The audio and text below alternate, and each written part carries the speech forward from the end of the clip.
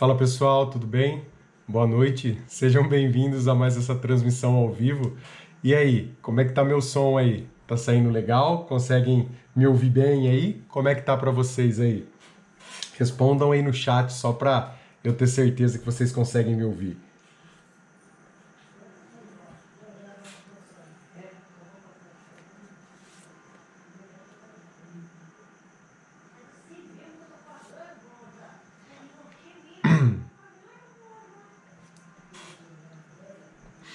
Conseguem me ouvir aí, pessoal?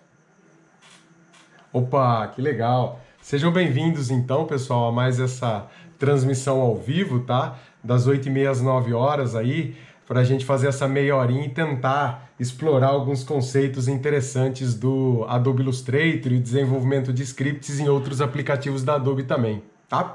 Eu vou compartilhar minha tela com vocês. Muito obrigado pela presença, tá, pessoal? Muito obrigado, Matheus, Priscila, Laís, a Débora, tá? O Antônio, o Cássio, Taqueda, que tá aqui também. Valeu, pessoal. Muito obrigado aí pela força. Vou compartilhar minha tela aqui para vocês poderem assistir aqui e acompanhar, né?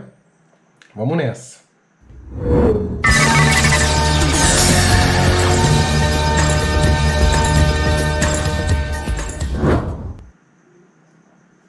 Legal, pessoal. Estou aqui na minha tela, então. A gente vai começar a falar sobre scripts, né? E fiquem à vontade para deixar nos comentários qualquer dúvida que você tenha, né? Qualquer pontuação que você queira fazer. Vamos tentar fazer essa live mais interativa aí, tá?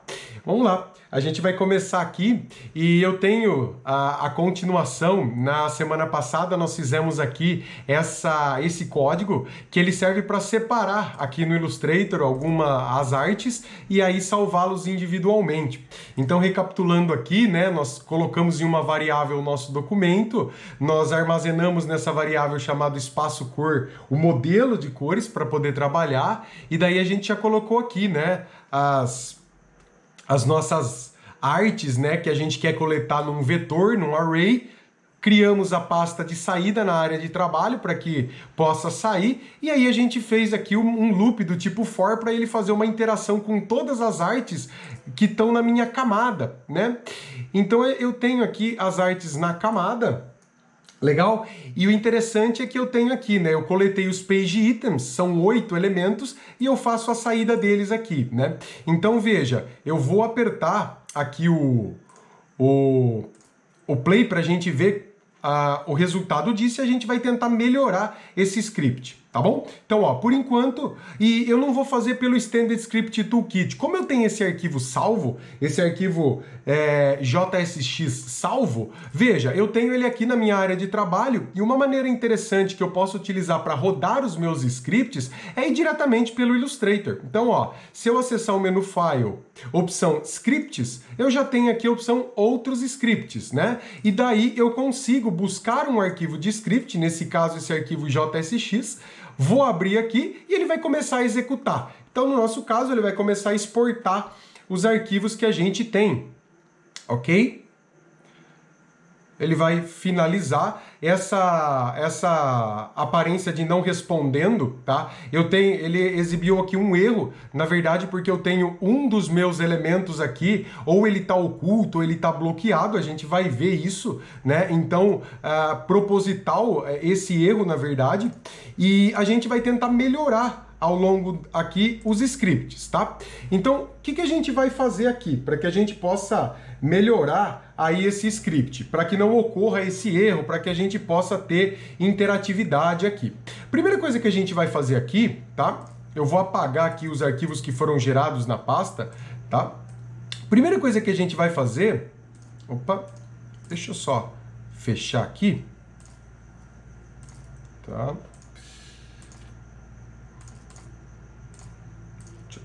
Fechar o Illustrator aqui. Ele não vai deixar eliminar essa pasta porque eu acho que é o Standard Script Toolkit que está utilizando a pasta. Vamos lá. Vou abrir o Illustrator aqui. E bom, pessoal, primeira coisa que a gente vai fazer aqui, a gente precisa colocar um tratamento melhor de erros aqui para que não aconteça, né, de o usuário ele ter aí esses problemas que podem ocorrer, aparecer, por exemplo, né, um erro no meu Illustrator, e aí quem é um usuário que não está acostumado com script vai acabar tendo aí, sei lá, dificuldade de compreender, não vai conseguir entender a lógica disso, vai acabar não sabendo o que fazer. Então a gente pode estipular alguns tratamentos de erro para o nosso script aqui. Qual é esse tratamento de erro que a gente poderia pensar, tá? Vamos lá. A primeira coisa que talvez a gente possa fazer é estipular uma função para que todo esse código ele seja colocado dentro de uma função do tipo try. Não sei se vocês conhecem essa função do tipo try, mas veja, eu vou colocar todo esse código aqui, e aí eu tenho aqui, na verdade, né, os meus ajustes que eu posso fazer, que eu tinha elencado na aula passada, e uma delas é a melhoria nesses erros. É a primeira coisa que a gente vai fazer aqui. Para que a gente faça isso, pessoal, eu vou colocar todo esse código dentro de um loop do tipo try. Então veja, eu vou aqui na parte de baixo, e aí aqui na parte de baixo eu vou colocar, vocês conhecem esse tipo de loop em programação, do tipo try? Então eu vou colocar aqui, ó, try, tá? E ao colocar o try, eu vou colocar o que eu quero que o Illustrator tente fazer. E aí, ao tentar fazer, ele pode retornar erros, mas a gente pode tratar esses erros. É isso que é legal dessa função try. Então, ele vai tentar alguma coisa. Se por um acaso der algum erro, a gente vai entrar numa função aqui chamada catch. Tá? Aqui na parte de catch. Então o try ele vai tentar o que eu colocar aqui dentro dessa linha de código, aqui dentro dessas chaves. Se não der certo, ele vai ir pro catch. Eu poderia ter até um final aqui, tá? Mas só o try catch já resolve o meu problema. E aí, para que eu possa ter uma variável que armazena o meu erro, tá? Eu vou colocar aqui, ó, uma variável chamada erro. Eu nem preciso digitar var, uma variável erro aqui, porque na verdade ele já está esperando uma variável dentro do catch aqui. Então eu já vou colocar, vai ser o nome erro. E aí o que fazer caso existam erros aqui? A partir de agora, o que vai acontecer? Para que eu possa colocar esse código aqui dentro, eu posso fazer de duas formas. Olha que legal. Ou você pega todo o seu código e cola aqui, ou você faz algo mais eficiente na programação, que é você criar uma função e colocar todo o seu código dentro de uma função. Então eu vou criar uma função aqui, ó, chamada principal, tá? Function principal. Tá? Uma função principal, ela nem recebe argumento de entrada, né? Então eu tenho a minha função principal aqui, ó, e eu vou pegar todo o meu código e vou colar dentro dessa função principal, tá? Incluindo o alert final e assim por diante, tá? Então eu vou pegar aqui, ó, vou colar todo o meu código aqui dentro, ok? Fiz as indentações aqui, tá? Fiz as indentações aqui, ó, pessoal. E aí eu vou ter mais facilidade, porque agora eu já sei que ele vai começar a partir daquele meu try, tá? Porque a função aqui, deixa eu só finalizar isso, né? Para ficar bem organizadinho, para ficar fácil da gente entender o código aqui, ó. Opa!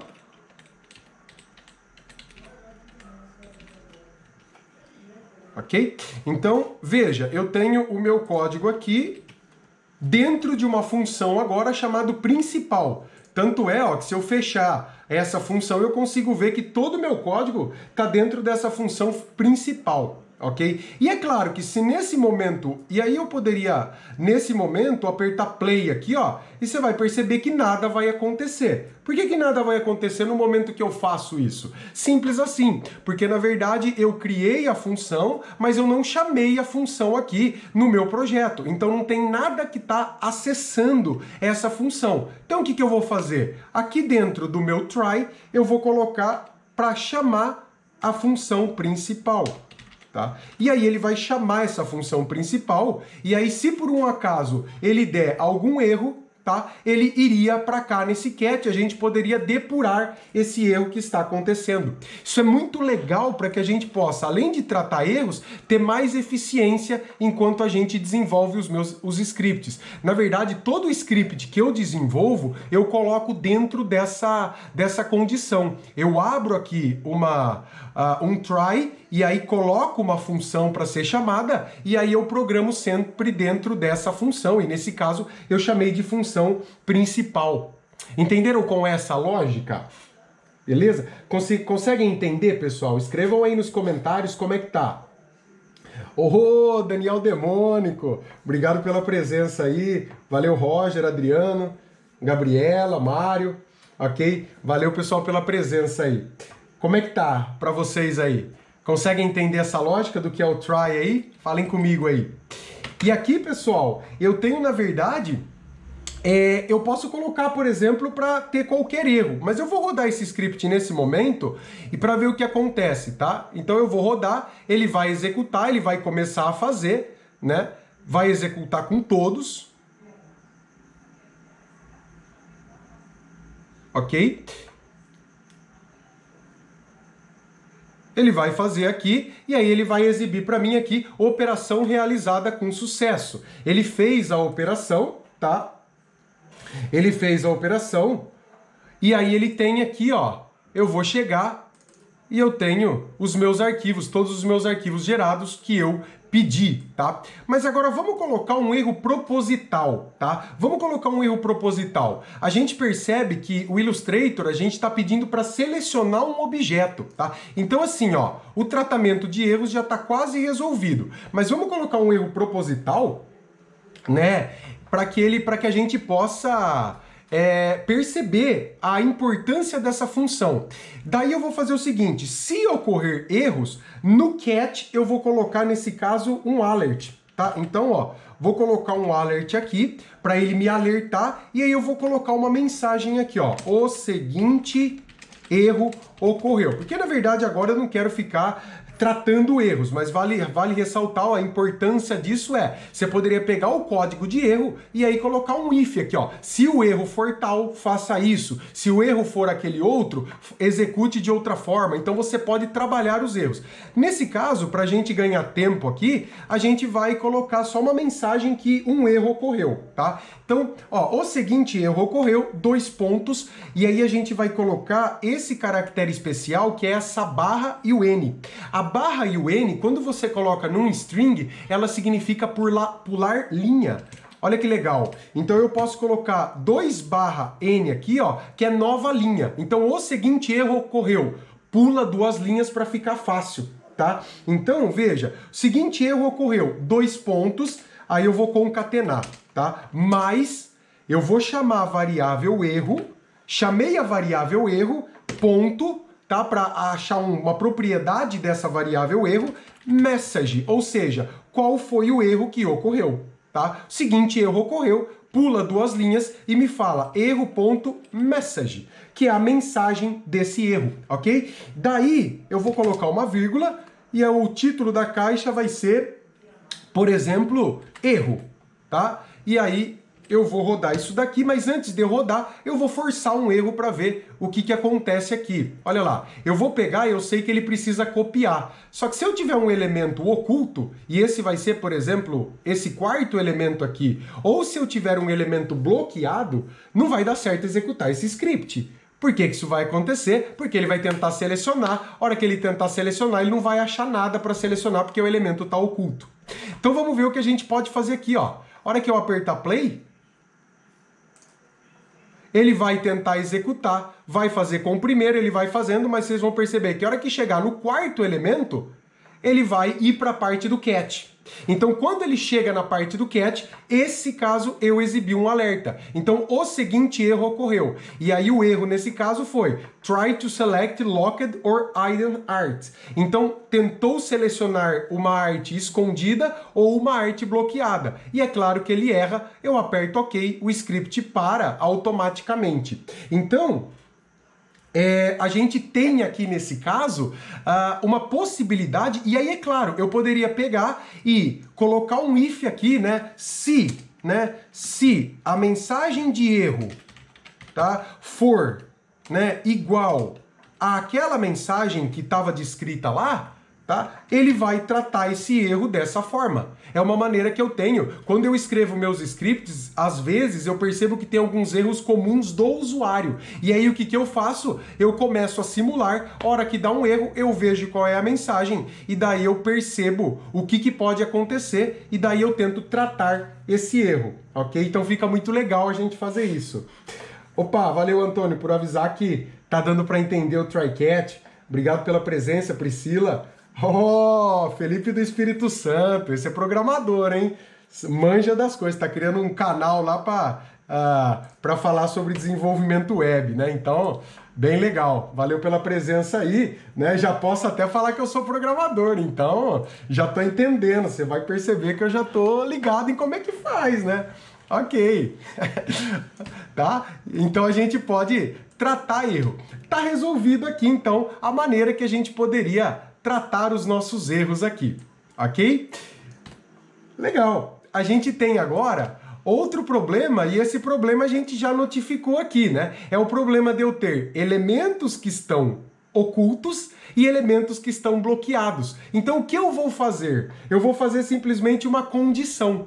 A condição vai ser, caso, tá, eu tenha um elemento oculto, ou eu tenho um elemento bloqueado, não prossiga. Ou eu poderia, inclusive, né, a gente pode pensar, então, em algumas outras versões desse script, ter um algoritmo aqui, que é muito simples, vocês vão perceber de fazer, para ele desocultar o elemento, e daí ele poderia exportar com facilidade. Então, o que eu vou fazer? Ó, eu vou aqui na minha função do for, ele primeiro vai calcular a largura e a altura e armazenar nessas variáveis aqui, como a gente fez na semana passada, e agora o que eu vou fazer? Eu vou colocar uma condição para ele prosseguir com essa parte do código aqui.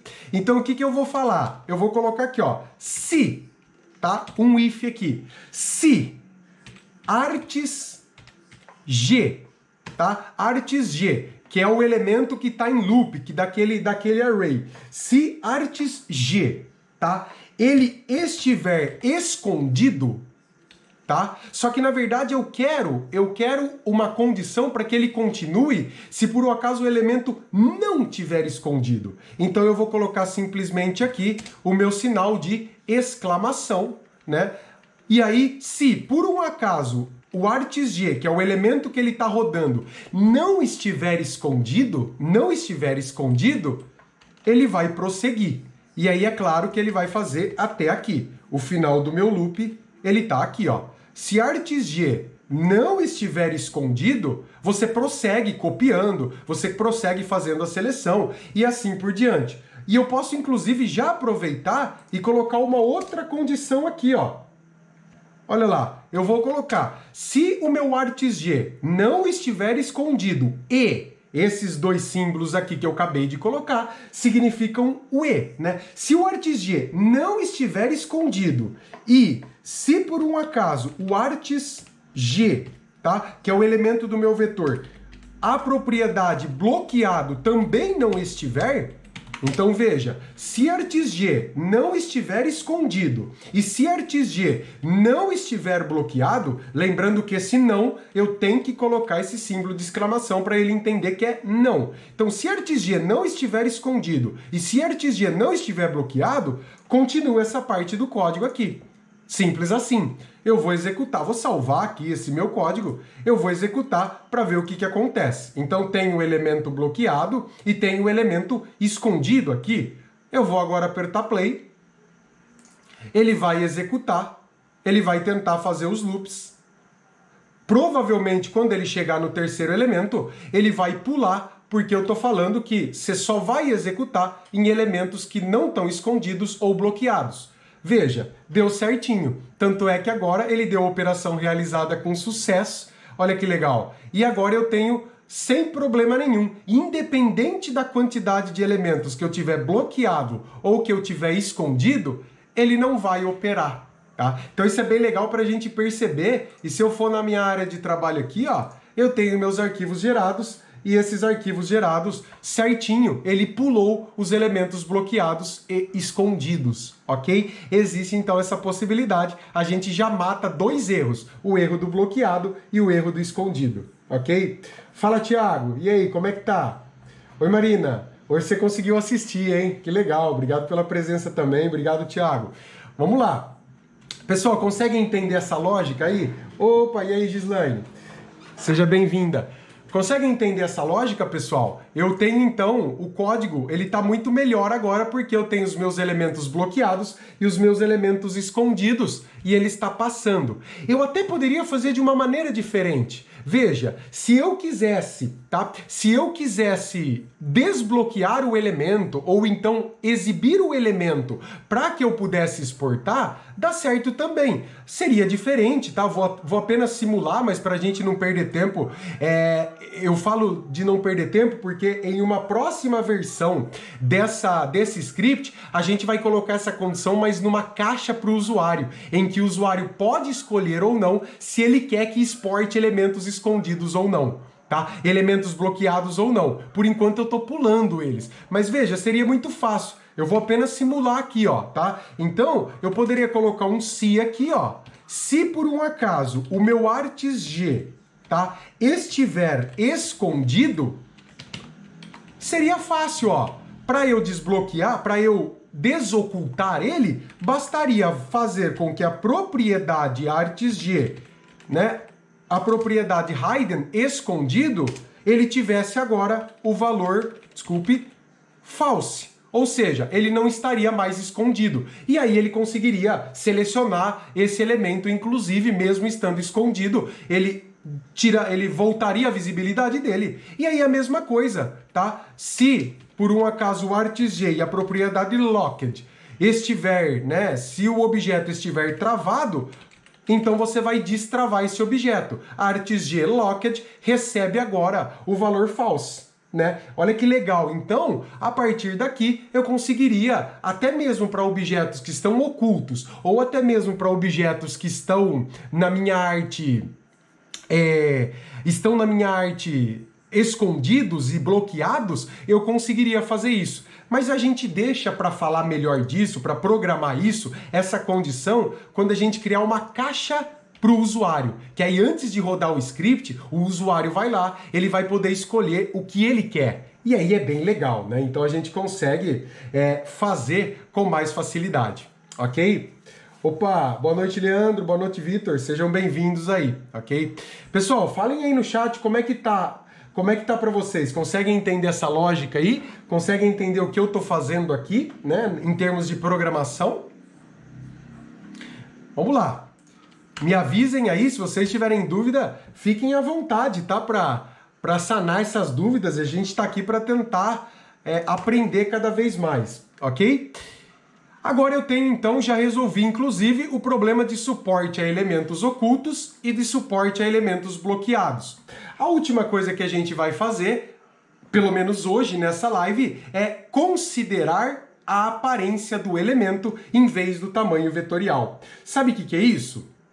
Eu tenho, por exemplo, o meu elemento vetorial aqui, e esse elemento vetorial aqui, ó, ele tem uma largura que é de 100 pixels por 100 pixels. No entanto, se eu colocar um atributo específico aqui, ó, tá? Se eu colocar um atributo de contorno, olha lá, você vai perceber que esse atributo de contorno, ó, vou aumentar o contorno aqui, você vai perceber que esse atributo de contorno, ele vai aumentar o tamanho da minha forma, mas a largura e a altura vão ficar em 100 pixels por 100 pixels, tá? Então, como é que eu faço para, na programação, ele considerar a altura e a largura? O que eu faço? De que forma eu posso fazer isso? Então veja, para que você possa fazer especificamente isso, tá? Para que você possa fazer especificamente isso, tem uma jogadinha aqui que você pode utilizar. E essa jogadinha é o seguinte, vale lembrar que se eu apertar F1, eu abro o meu Object Model Viewer,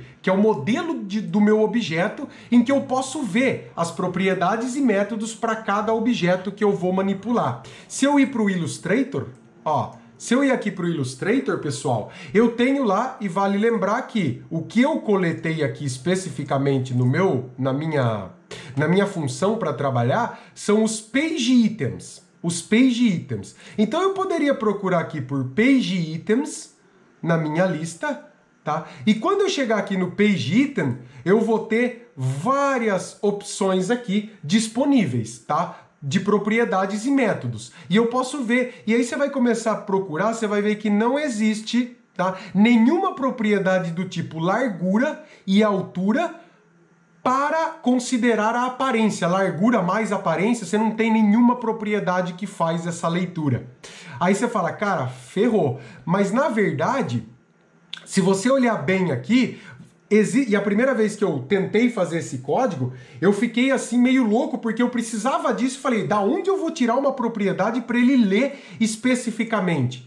E aí eu descobri aqui que eu tenho um recurso chamado Visible Bounds. Visible Bounds é o seguinte, não é largura e altura. E eu vou criar um novo documento só para vocês entenderem melhor o que é essa propriedade Visible Bound aqui, tá? Se eu tiver um objeto aqui, diremos, por exemplo, uma estrela, tá? Uma estrela. Se eu tiver uma estrela aqui, tá? Eu tenho, na verdade, de acordo com a régua do meu documento, veja, o marco zero da minha régua é exatamente aqui, ó. Visible Bounds, pessoal, é a posição de cada uma das bordas do meu documento de acordo com o zero. Então, o ponto zero. Então eu tenho Visible Bound, ele vai retornar para mim um array, um vetor com 4 variáveis, tá? Tanto é que se eu criar aqui, ó, um novo JavaScript, né? Vou criar aqui um rapidinho, ó. Target Illustrator, Target Engine Man, variável item, recebe do aplicativo, documento ativo, App Active Documents, Page Items 0. É o único que eu tenho, então é o único Page Item do meu ativo documento. Vocês perceberam que até pulei camadas aqui, mas isso a gente deixa para falar depois. Você poderia colocar aqui Layer 0, Page Item 0. Também dá certo. Deixa eu só ver se ele vai entender isso, tá? Eu tô com esse documento ativo. Ó, vou apertar Play aqui. Ó. Ele entendeu, não deu nenhum erro, ele entendeu que é esse meu objeto, tá? E aí, ó, eu vou colocar item, ó, vou pedir para dar um alert. O item que eu coletei aqui, ponto visible bounds. Visible bounds. Vamos ver o que ele vai me retornar? Ó, ele vai me retornar um array que tem, na verdade, 4 valores. Esses 4 valores são justamente os valores do limite do meu objeto, de acordo com o ponto zero da régua. Então eu tenho aqui, ó, o limite esquerdo está a mais ou menos 4,2 pixels da margem, o limite superior, que é o segundo valor, está a mais ou menos 3 pixels da margem, o limite direito está mais ou menos a 27 pixels da margem, não, 29, e o limite de baixo está a 27 pixels da margem. Então, Visible Bounds, ele me dá, e eu poderia, ó, se eu quiser saber só sobre a margem esquerda, eu poderia colocar aqui, ó, Visible Bounds, opa, deixa eu dar um stop na execução aqui, Visible Bounds 0, pessoal. Então, quando eu apertar Play aqui, ó, opa, é que ele está ocupado com o alert aqui. Beleza? Ele vai executar aqui, vai dar que o Visible Bounds, ou seja, a margem esquerda está a 4 pixels da borda. Sabe o que eu vou fazer agora? Tá? E aí eu pensei, bom, então dá para fazer um cálculo aqui. Você concorda comigo? Olha, o cálculo parece meio maluco, mas é simples de compreender, tá? Você concorda comigo que se eu pegar e eu tenho o valor da borda direita e eu tenho o valor da borda esquerda, se eu pegar o valor da borda direita e vamos arredondar, vamos supor que o valor da borda daqui, do 0 até a borda direita seja 30 e do 0 até a borda esquerda seja 10. Você concorda comigo que se eu subtrair o valor da borda direita do valor da borda esquerda, tá? Eu consigo ter o tamanho do objeto? A diferença de subtração do valor da borda direita pelo valor da borda esquerda vai dar justamente tá o valor aqui do tamanho do meu objeto. E a mesma coisa da borda de cima e da borda de baixo. Parece meio louco, mas o cálculo na verdade é simples. Então o que eu vou fazer aqui, ó, pessoal, é substituir esse largura, tá? Largura, eu vou substituir isso aqui, em vez de eu utilizar a propriedade largura, eu vou falar que eu quero que ele colete visible bounds. E aí o número 2, então 0 esquerda, 1 cima e 2 direita. 0 esquerda, 1 cima, 2 direita. Vou fazer aqui, ó, largura recebe artes G visible bounds 2 menos artes G visible bounds 0. Ou seja, eu quero que você faça um cálculo da largura direita menos a largura esquerda. Se eu fizer um cálculo aqui, ó, de largura esquerda, daqui até aqui a largura esquerda é 30. Daqui até aqui a largura... daqui até aqui a largura direita, né? Ou seja, o limite direito é 30.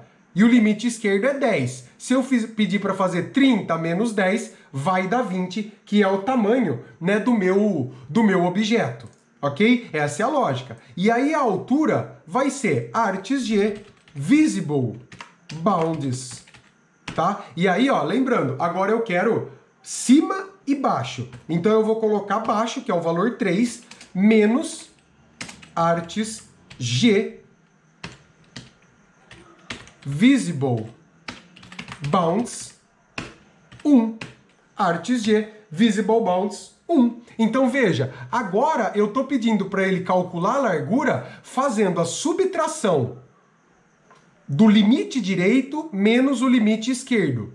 Considerando, é claro, que o marco zero da régua está aqui, tá? E agora eu vou ter o resultado que eu preciso. Só falta uma coisa para a gente acabar. Uma única coisa que a gente acabar, tá? Opa! E aí, David? E aí, Fernando, Natália? Sejam bem-vindos aí, tá? Vamos nessa. Só falta uma coisa pra gente acabar aqui, tá? O grande problema de você fazer isso é que ele depende do ponto zero da régua.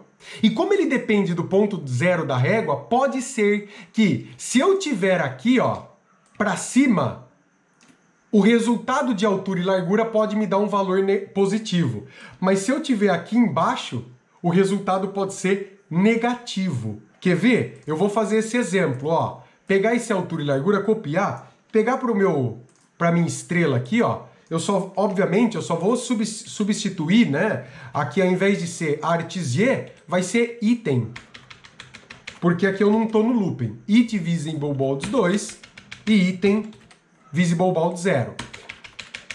Item visible bound 3, que é para fazer com aquela estrela de exemplo aqui, ó, tá? E aí eu vou pedir para ele me dar o resultado, fazer um alert para largura e fazer um alert para altura. Olha lá. Legal? Eu vou apertar play aqui que ele vai tentar executar para a estrela. Ó, então a largura é de 25.4 pixels do meu objeto. Mas a altura, ele tá dando 24. E tá certo, é 24.2, é isso mesmo. Só que ele tá dando um valor negativo de 24. E é óbvio que no momento em que eu pedir para no meu código aqui, olha lá, ó. No momento em que eu pedir para o meu código criar um novo documento passando os parâmetros de altura e largura, essa altura aqui, menos 24 pixels, essa altura vai encalhar. Ele vai dar erro porque ele não vai entender como é que eu vou criar um novo documento que tem menos 24 pixels para depois colar esse item. Então eu só preciso fazer uma condição aqui. Eu preciso falar que se por um acaso, porque esse valor positivo ou negativo, vale lembrar, está sendo calculado de acordo com a margem zero da régua. Se eu colocar aqui, vai dar largura negativa. Se eu colocar aqui largura positiva, mas a altura fica negativa. Então, para eu não ficar nessa salada, eu vou apenas colocar uma condição aqui. Se por um acaso, então, se a largura, tá? Se a largura ela for menor do que zero, tá? Se a largura for menor do que zero, eu quero converter esse valor de largura para um valor positivo. O mesmo valor, só que positivo.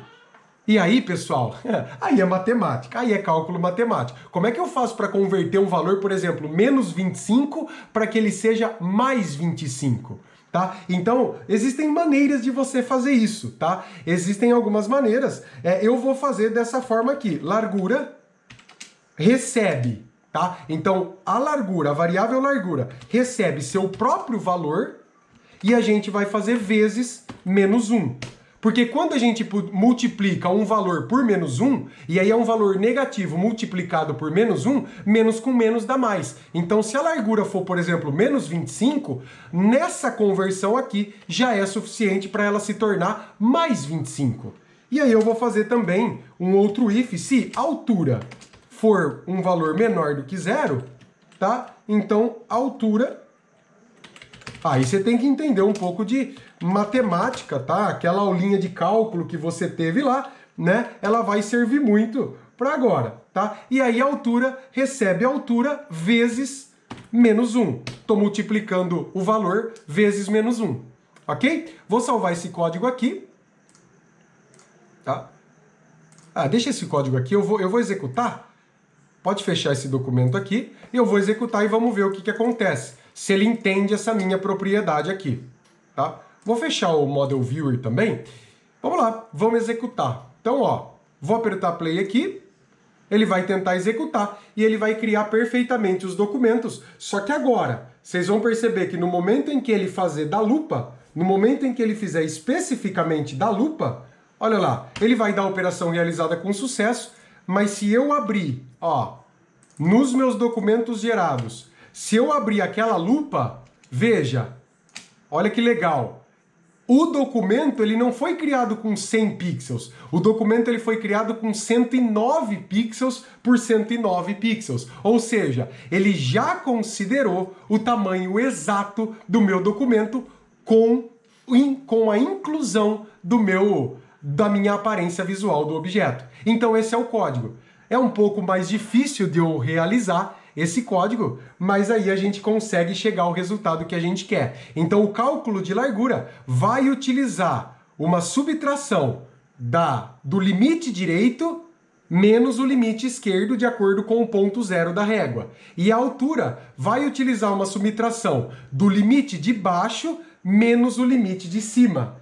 E aí a gente consegue ter exatamente o resultado que a gente precisa. A gente mata um outro problema que é considerar a aparência do elemento vetorial. Então, olha, se por um acaso o elemento ele tiver uma aparência que é exatamente o tamanho dele, ele vai fazer do mesmo jeito que ele vai conseguir até mesmo fazer com elementos que têm uma aparência diferente do tamanho original por conta de bordas, efeitos de sombra e assim por diante. Bem legal isso, né, pessoal? A gente consegue chegar a esse resultado, ok? Então, essas são as grandes ajustes que a gente vai fazer hoje no nosso script, ok? E a falta pra gente ainda, tá? Suporte a múltiplas camadas, para que ele possa, né, trabalhar, fazer um loop e operar nas múltiplas camadas do objeto, do meu programa aqui, do meu projeto, e falta agora também a parte de interface para configuração de script, que aí você dá ao usuário a possibilidade de trabalhar. E aí, nesse sentido, é claro que eu deixo para fazer em uma outra live, né? A gente pode fazer na quarta-feira que vem, ou buscar outro tema na quarta-feira que vem e falar de programação em outra live, e assim por diante. A gente vai trocando ideia no Facebook, eu vou perguntando a opinião de vocês no Facebook, e aí vocês vão me falando o que vocês gostaram, se gostaram desse modelo, se quer continuar, como que a gente pode melhorar, e assim por diante. Beleza? Chegamos ao fim, então, do nosso tempo, né? Para que a gente não canse muito aqui e para que a gente seja eficiente. Então a gente para por aqui. Eu vou salvar esse aqui, ó, separar elementos V2, tá? Vou salvar ele, tá? E daí eu vou, inclusive, depois colocar o link no chat dessa conversa mesmo, na hora que terminar a live, eu vou colocar o link no chat mesmo dessa conversa, como um comentário ali, e aí se vocês quiserem baixar, né, fazer um download aí para estudar especificamente esse código e se preparar para as próximas lives ou tentar fazer ajustes, você pode ficar à vontade. Beleza, pessoal? Então espero que vocês tenham gostado. Me digam aí nos comentários, né, como é que tá para vocês, se vocês entenderam. A gente abre agora um espaço para dúvidas. Se vocês tiverem dúvidas aí, fique à vontade e aí depois a gente encerra essa live, tá? Me avisem aí no chat se vocês têm dúvidas para que a gente possa trocar uma ideia aí, ok? Estamos aqui para isso, estamos aqui para tentar ajudar. A ideia é que a gente possa cada vez mais aprender, pessoal.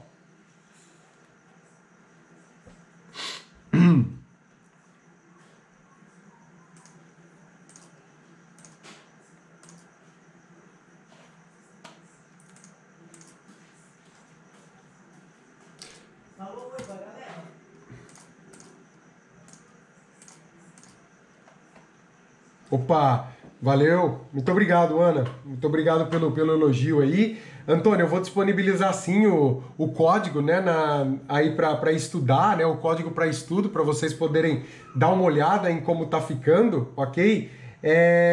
A gente vai continuar, né? Então, acho que depois me digam aí o que vocês acharam desse modelo, né, desse modelo de meia hora, rapidinho, se vocês acham que é pouco conteúdo, se vocês acham que a gente deveria ficar mais, também vocês me avisam aí que a gente vai adaptando, né? Eu pensei na possibilidade de meia hora, que é pra gente ganhar tempo aqui, não ficar cansativo para muita gente. Beleza, pessoal? Então, a gente vai finalizar a live aqui, tá? Muito obrigado pela participação de vocês, muito obrigado por assistirem, pela força. E só um detalhe, eu vou colocar antes da gente terminar, eu vou colocar essa live, tá? A gravação tanto vai ficar no Facebook, mas eu tenho um canal no YouTube que eu nem movimentava, mas agora eu vou movimentar. Então, se você, né, puder, vai lá, procura o meu canal no YouTube lá, começa a seguir lá, que aí eu vou postando, tá? Eu vou postando vídeos, e inclusive eu fiz um vídeo da aula passada, mais sintetizado do que a gente viu na live passada. Ok? Muito obrigado, pessoal, e até a próxima. Até a próxima quarta-feira. Aí a gente se vê, ok? Até mais, pessoal. Muito obrigado mesmo.